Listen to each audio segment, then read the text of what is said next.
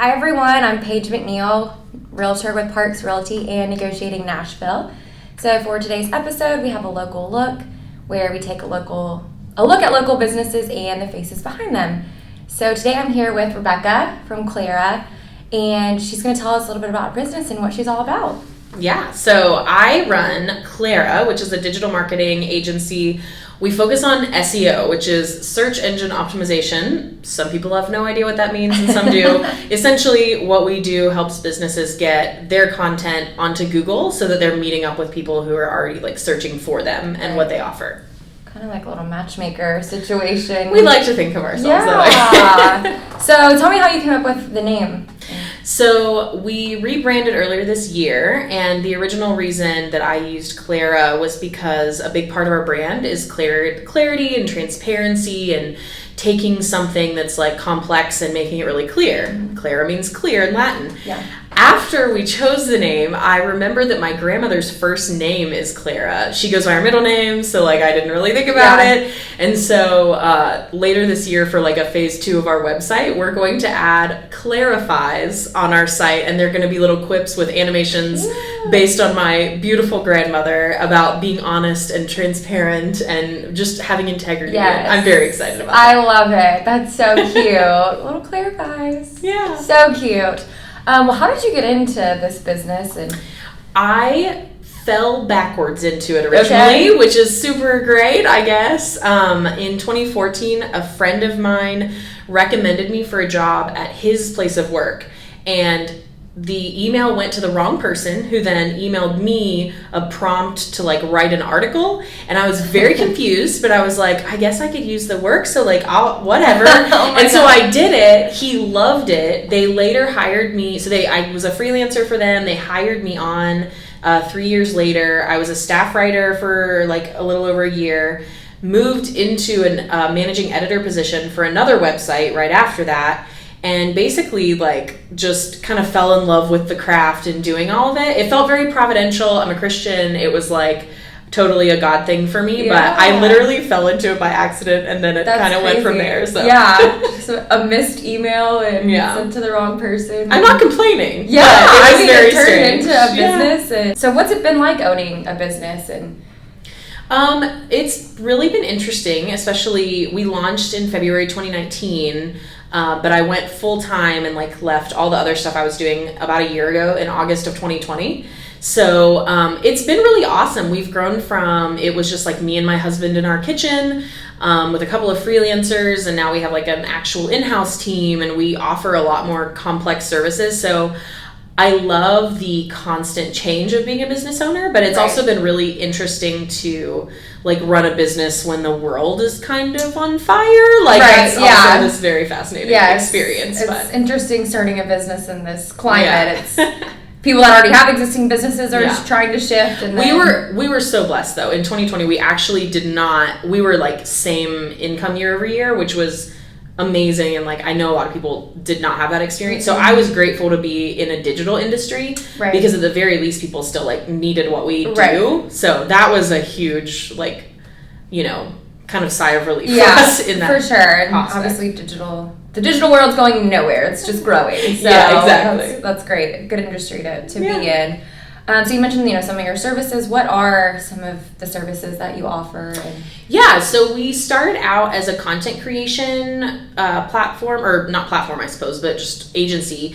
We started out, and it's our bread and butter still, is we write a lot of long form content for businesses across really any industry. So a lot of people call it blogging. It's not blogging exactly. It's high quality content creation.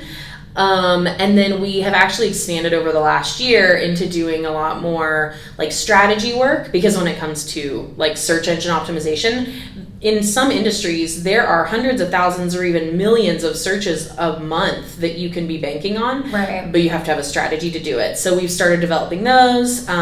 We also offer some web development services, and we help correct a lot of technical issues. SEO can be really complex, and so we've tried to basically offer a wraparound service for everything SEO. Our biggest goal is for companies that don't have an in-house SEO team, or like they only have like one person that does like content and search in-house, like we can fill in a ton of those gaps and, you know, and create systems that make it easier. So yeah, you can kind of get everything that maybe, especially if they're maybe smaller. Or, we work with a lot of businesses that are like fewer than 10 employees, just because like a lot of startups and stuff like that. Yeah.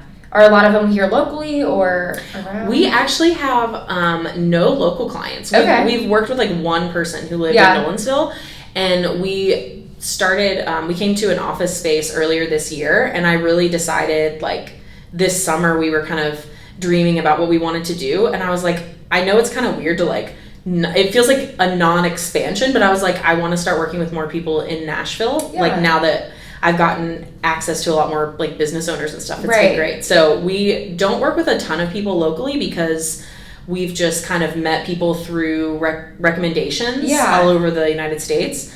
But yeah, that's something we're trying to do more. Yeah, for sure. Well, I mean, that's kind of the good part of technology is you can connect with people all over the place, and it's a cool way to. Because technically we can do anything around North America, but it's kind of cool because doing Nashville related stuff also means like you get to see people in their real lives, or you like can relate to like what they're offering and those kinds of things. Yeah, it's more local, and you can, like you said, relate to like, I know where that business is. For sure. The client they're trying to reach or whatnot. Yeah. So, you know, you've established your business in Nashville. Why'd you choose Nashville, or why this area? Oh, that's a great question. I moved here in 2009. Wow. To finish college, and my husband and I really thought we would be here for like 2 or 3 years, finish school, and then find where we wanted to live, and we just kind of stuck here. I love the kind of the diversity of culture of like, we live in a town that's very into like Southern hospitality and a lot of those things I love about the South.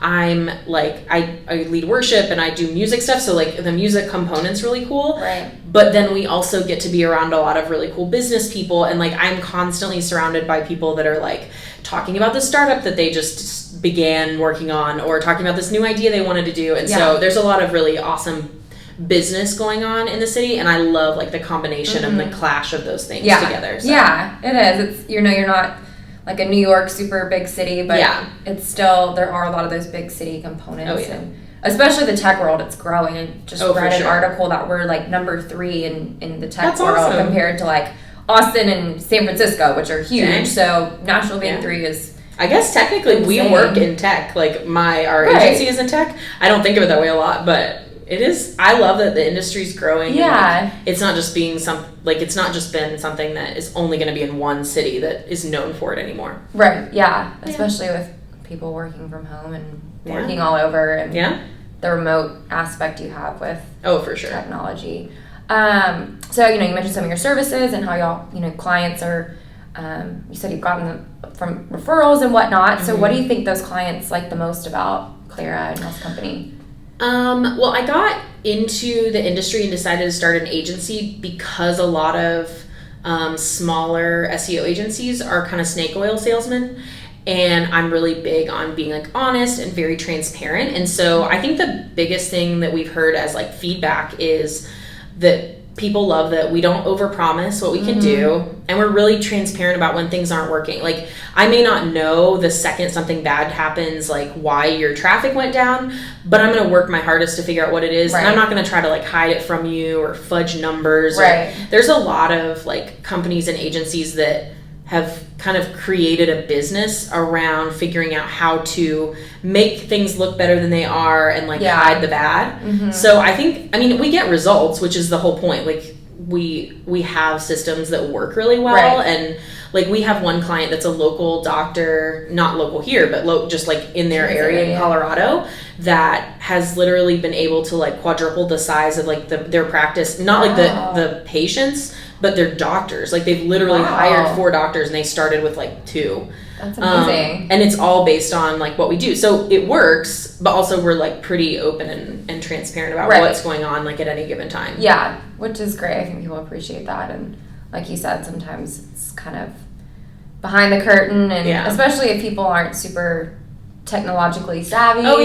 We're hoping people learn what it is. Right, along the way. So, which is huge. I think sometimes people take advantage of the fact that maybe they don't, know what they're talking about. And my head of SEO, like his big thing right now, we've redesigned our website and like done all this stuff, and he was looking at a lot of other competitor sites, and he said, I have come to the conclusion that most people in SEO throw a bunch of really complicated charts and graphs and tables at you so that you as like a business owner will think that you are never going to have a clue what's going on, and then decide that you have to hire the company because like all of this is so important and how will I ever do it? And he's like, but a lot of that is like useless data. And he said it's not that hard to like explain the concepts if a business owner like wants to know. So I thought that was interesting though. It's very true. Like if you've ever seen way too many spreadsheets on a web page that's like, this is why you need us, but you don't understand anything on the page, like that's a red flag. It's a lot of smoke and mirrors, and then at the end of the day it's like, wait, this is what's behind the curtain. For sure. So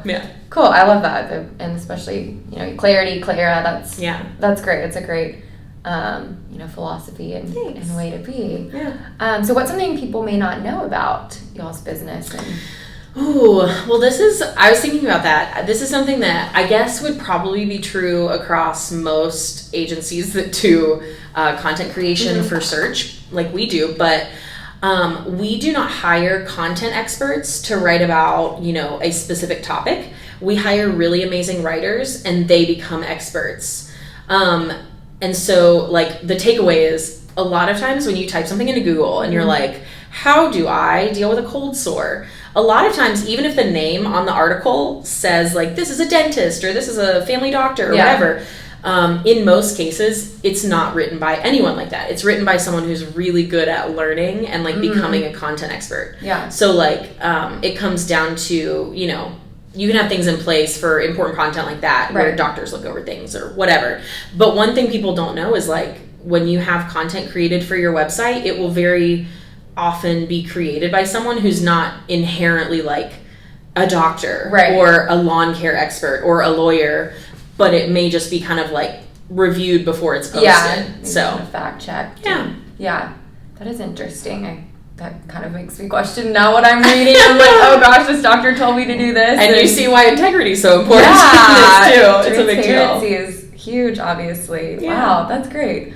Well, Rebecca, thank you so much for taking the time to be with us. Is there anything else you want to let everyone know? Or I can't say much about it, but we did decide this week as a company that we wanted to kind of work on a website that has nothing to do with SEO. We just wanted to work on something and like test it and see how it works. And we talked about all these really funny ideas. And while I can't share the exact idea yet, the tagline we came up with for it is everything you always wanted to know but never wanted to ask. Oh. So, it's going to be your little brain teaser that's a for good the future. Teaser, to be on the lookout for. Wow, I feel like I could add a lot of questions that can I anonymously write in and say, I want to know this, but I still want to ask. That's great. Okay, well, we'll have to look out for that for sure. I would love that. A little teaser coming soon. Well, awesome. Well, thank you so much for taking the time to chat with us, and it was great to learn about SEO and a lot of things that I have known nothing about. So it was great. So we'll have all the information below on how you can reach out to Rebecca and Clara. And if you're a local business and want to be featured, definitely reach out. I'd love to chat. And any real estate related questions, of course, happy to connect as well. But thank you so much again, and we will see y'all next time. Bye.